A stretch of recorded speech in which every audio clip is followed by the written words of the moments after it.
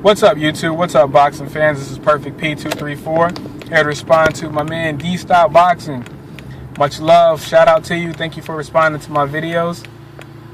In your video where you talked about boxing pound for pound. Now, I wanted to talk about a couple of things in this video. Well,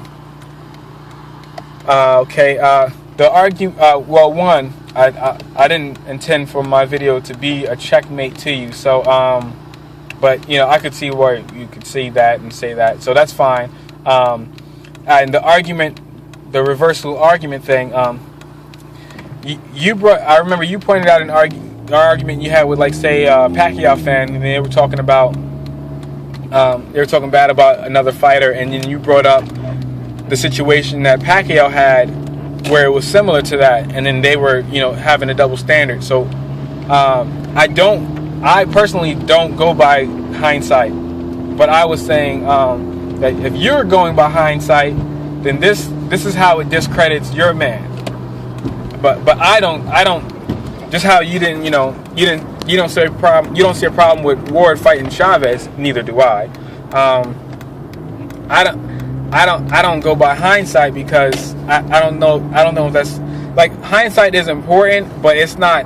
It's like 20%, like 30%, like, because what the fighter is going into the fight is what's more important.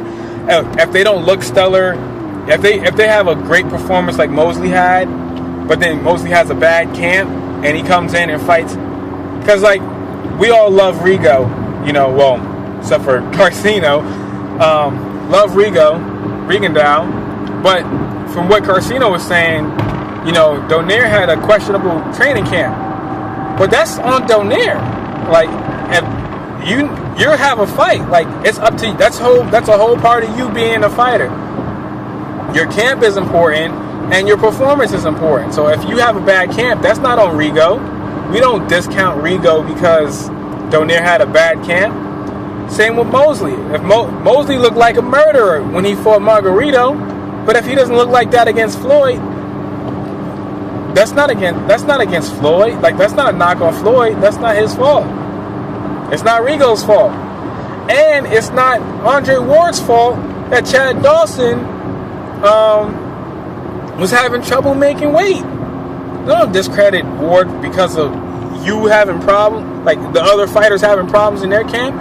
They should have. Why didn't he start his camp earlier? Why did he eat how he wanted to before he started camp?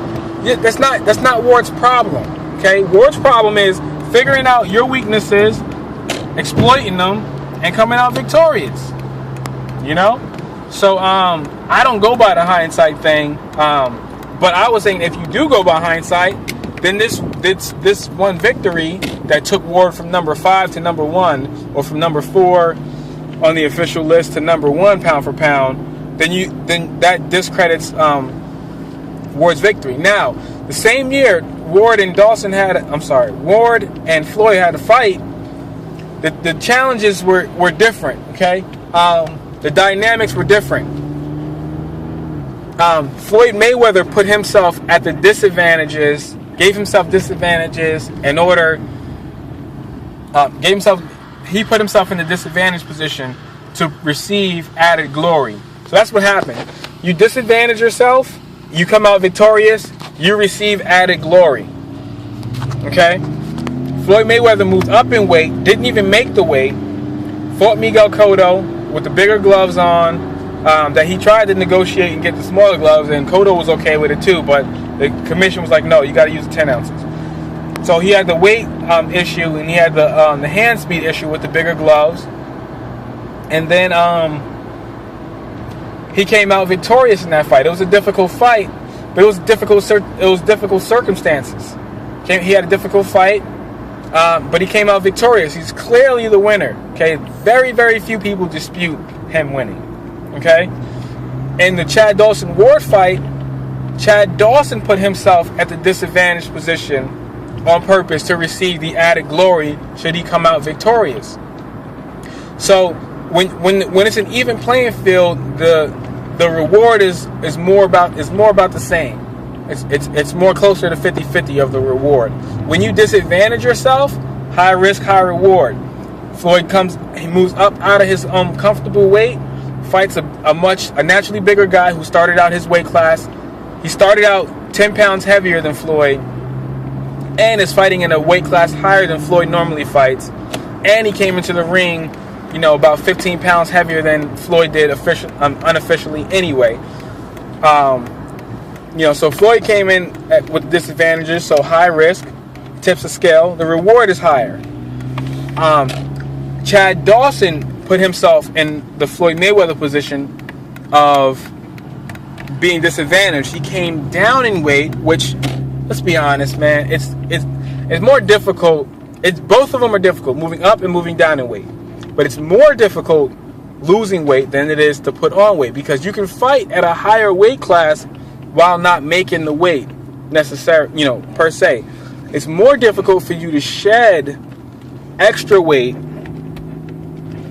and then come into the fight and so automatically that's a big disadvantage. Second one, he was a challenger. He wasn't the champion. Like he's champion at 75. He's not the champion. He's the challenger. Same with Floyd.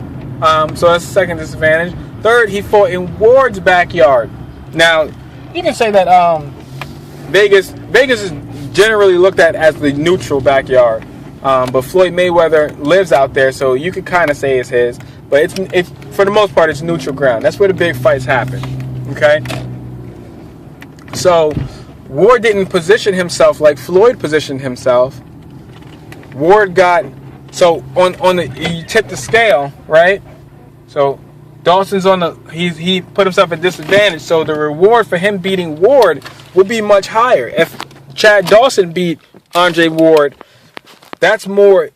I could see an argument saying he's pound for pound number one after that. Given the circumstances, he would have been the unified champion at 68 and the legit champion at 75 had he been successful. And he came down in weight, and he went towards backyard, and he beat him. Let's say he beat him by knockout or whatever, or by or regular decision. That's something that he's like, whoa, he was ranked number 10. We got to move him to the top 3 after doing that. What Andre Ward did, so Ward's victory, like I said, I'm not discrediting his victory, but it doesn't have as much weight as Floyd's victory, given the circumstances of where he positioned himself. Advantages, disadvantages. Now the weight class argument, traversing multiple weight classes. I'm saying that I'm not saying Ward has to fight through 5 weight classes like Floyd did. I'm saying he has to fight in at least 2.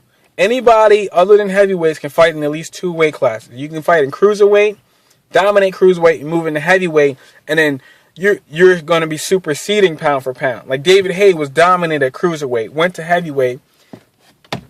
He wasn't as successful. But had he been successful, he's the heavyweight champion. So that's beyond pound for pound. Because in my understanding, pound for pound, heavyweights, like how you said with Tyson, best fighter. There's the best fighter in the world is the heavyweight champion. Pound for pound is different. The best, more about skill, I guess. So, but yeah, Evander Holyfield dominated cruiserweight, went up to heavyweight, did very well. But anyway, light heavy, you got Michael Spinks, you got, there's a good history of guys who you can start at like middleweight and go up. You can start at super middleweight and go up.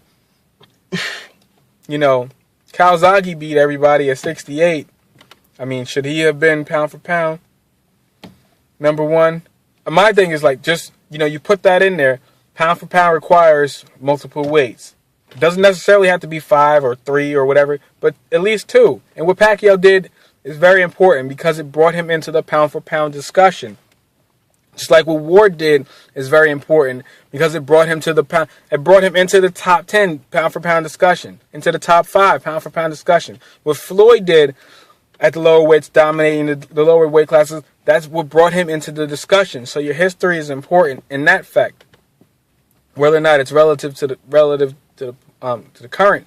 It's a different topic. So, but yes, recently Floyd Mayweather has fought in 2 weight classes.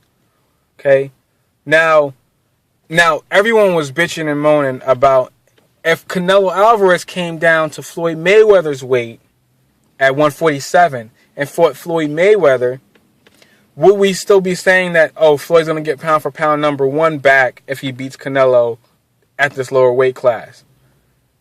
You know, because from what I was hearing, the general term that I got from the YTBC was no.